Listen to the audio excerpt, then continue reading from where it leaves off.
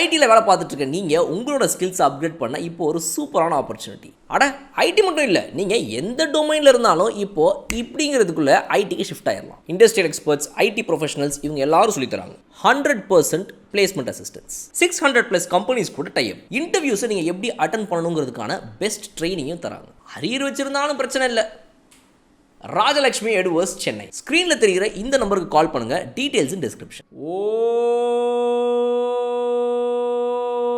நமோ நாராயணாய. Right, okay. இல்லை, டீமில் இருக்கிற எல்லா பிரச்சனையும் தீரணும், எந்த ஒரு இஷ்யூவும் வரக்கூடாது. நாளை பின்ன வந்து எவன் ரோட்டில் போகிறேன் வரணும், அண்ணே நீங்கள் தானே மும்பை இந்தியன்ஸ் கேப்டனே, அண்ணே வாங்கினேன்னு எல்லாம் என்னைய பார்த்து வணக்கம் வைக்கணும். அட்லீஸ்ட் கிரவுண்டுக்கு வந்தாங்கன்னா அந்த ஏன்னு கத்தாமல் இருக்கணும். என் வாழ்க்கையில் எல்லாமே செழிப்பாக நடக்கிறதுக்கு உன்னுடைய அருள் மொத்தமாக எனக்கு வேணும்ப்பா அப்படின்னு சொல்லி கோயில் குளமாக ஏறி இறங்கினுங்கிறாப்புல நம்மளுடைய ஹார்திக் பாண்டியா.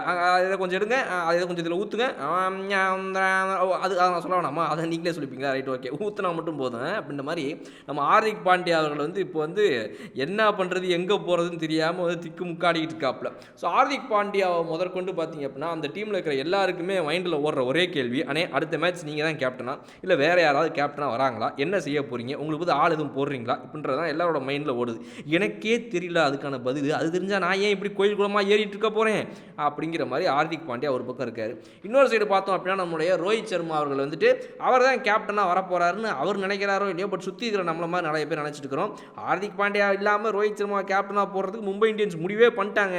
டீம் மீட்டிங்கே நடந்துருச்சு, அதெல்லாம் அவ்வளோதான் கன்ஃபார்மு அப்படின்னு சொல்லி நிறைய இடத்துல பேச்சுவார்த்தைகள் போயிட்டு இருக்குது. இதுக்கு நடுவில் பார்த்தீங்க அப்படின்னா எஸ்கேஒய் கூட வந்துட்டு ஸ்குவாடில் ஒருவேளை எதுக்கு பிரச்சனை, ரோஹித்தும் வேணாம் ஹார்திக்கும் வேணாம், எஸ்கேஒயை நம்ம ஏன் கேப்டன் ஆக்கிடக்கூடாது அப்படின்னு சில பேர் யோசிப்பாங்களாம். இந்த மாதிரிலாம் வந்து கதைகள் நமக்கு வந்துகிட்டு இருக்குது. ஸோ இதில் நம்மளுடைய மும்பை இந்தியன்ஸை பொறுத்த வரைக்கும் மேஜராக எல்லாரும் அட்ரஸ் பண்ணி பேசக்கூடிய ஒரு பிரச்சனை என்ன அப்படின்னா, இந்த டீமு ஒன்றா இல்லை, பிளேயர்ஸ் எல்லாருமே வந்து ஆளாளுக்கு பிரிஞ்சு போய் ஏதோ மூலையில் கிடக்கிறாங்க.